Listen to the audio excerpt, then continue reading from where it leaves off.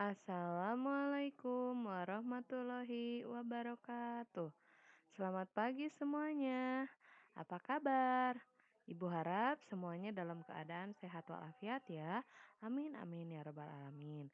Hari ini kita akan melanjutkan tema 3 subtema 2, pembelajaran 3 dan 4. Ayo siapkan dulu buku catatan tematik, buku tematik tema 3 dan alat tulisnya.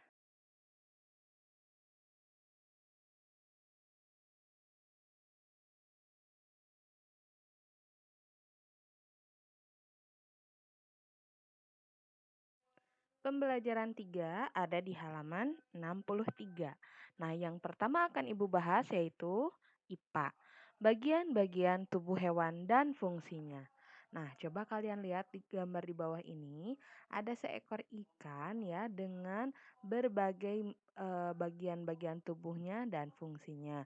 Ya, kita lihat dulu ya. Di sini Ibu awali dulu dari mata ya. Mata ikan berfungsi untuk melihat lingkungan sekitarnya. Kemudian ada insang. Insang itu fungsinya untuk bernapas. Kemudian ada sisik. Nah, sisik ini berfungsi sebagai pelindung tubuh. Kemudian badannya yang ramping memudahkan ikan bergerak di dalam air. Kemudian ada sirip. Nah, sirip ini berfungsi untuk berenang. Dan yang terakhir ada ekor. Ekor berfungsi untuk membantu pergerakan di air.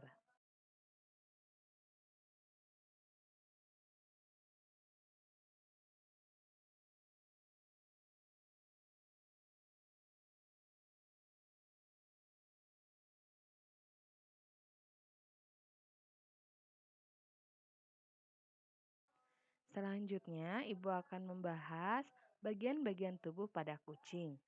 Nah, telinga pada kucing digunakan untuk mendengar ya, sama ya dengan manusia. Kemudian mata untuk melihat, hidung untuk mencium bau, kemudian ada rambut yang berguna untuk menutupi tubuh, kemudian ada misi. Nah, misi ini pada kumisnya ya. Misi ini berguna untuk mengetahui keadaan sekitar. Kemudian ada kaki sebagai alat penggerak dan ekor yang berguna untuk keseimbangan kucing. Selanjutnya, silakan kalian buka halaman 66. Nah, di sini ada cerita tentang Edo ya. Rumah Edo banyak ditumbuhi beraneka ragam pohon, banyak serangga dan burung yang berdatangan. Hari ini Edo menuju halaman untuk mengamati burung. Suatu hari, ketika Edo sedang asyik melihat burung-burung tersebut, tiba-tiba Edo dikagetkan oleh suara seekor burung yang terjatuh tidak jauh dari pohon. Edo menghampirinya. Ternyata burung itu adalah burung merpati yang mengalami luka pada sayapnya. Edo menduga burung merpati itu terkena tembakan pemburu. Edo merawatnya dengan kasih sayang. Sambil merawat, Edo mengamati bagian-bagian tubuh burung yang terluka. Nah, kita lihat ya di sini gambar burungnya. Ada nomor satu, yaitu nomor satu itu namanya bagian tubuh dari burung itu paruh, yang berfungsi untuk mematuk atau untuk makan ya. Kemudian yang kedua ada sayap. Nah, sayap itu berguna untuk bergerak atau untuk terbang ya pada burung. Kemudian yang ketiga ada ekor. Nah, ekor ini berfungsi untuk keseimbangan saat burung sedang terbang ya. Kemudian yang keempat ada cakar. Nah, kalau cakar itu untuk mencengkram makanan atau untuk bertengger di pohon. Yang kelima ada mata. Nah, kalau mata jelas untuk melihat lingkungan sekitar. Nah, ini silahkan kalian catat ya di buku catatan kalian. Barusan kita sudah mengamati bagian-bagian tubuh pada burung. Nah, sekarang kita akan mengamati bagian-bagian tubuh pada laba-laba dan serangga. Ini ada gambarnya di halaman 67 dan penjelasannya ada di halaman 68. Nah, ini juga silahkan kalian catat di buku catatan tematik ya. Jadi, pada laba-laba dan serangga itu ada persamaan dan perbedaannya. Banyak kaki pada laba-laba itu ada 8, sedangkan pada serangga itu ada 6. Kemudian laba-laba tidak mempunyai sayap, sedangkan serangga mempunyai ya ada sayapnya. Selanjutnya banyak mata pada laba-laba itu 2 dan serangga juga sama ya, banyak matanya itu ada 2. Kemudian ciri-ciri lainnya, Pada laba-laba, membutuhkan makan, berkembang biak dengan bertelur, memiliki mata sederhana, memiliki rahang penusuk. Laba-laba tidak bisa terbang dan tidak memiliki antena. Sedangkan pada serangga, serangga membutuhkan makan, berkembang biak dengan bertelur, memiliki mata majemuk. Maksud mata majemuk di sini jadi matanya dua hanya banyak bagiannya gitu. Kemudian memiliki rahang pengunyah dan serangga juga bisa terbang, juga memiliki antena. Nah, itu adalah persamaan dan perbedaan pada laba-laba dan serangga.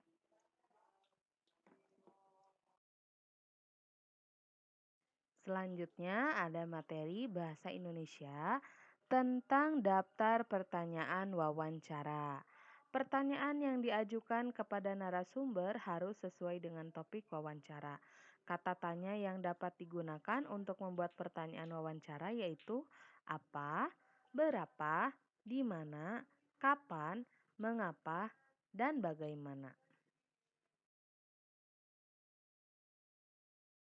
Nah, harap diingat ya, pada saat wawancara sebaiknya kita jangan mengajukan lebih dari satu pertanyaan secara langsung.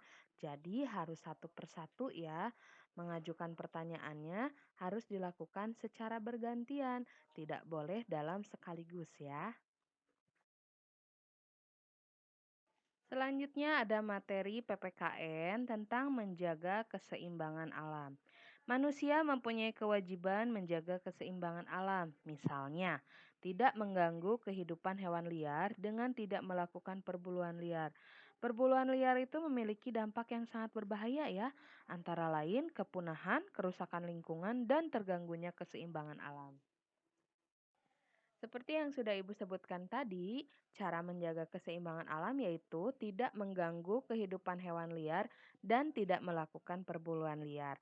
Apalagi penambangan hutan secara liar, itu akan memberikan dampak yang sangat tidak baik untuk hewan maupun lingkungan.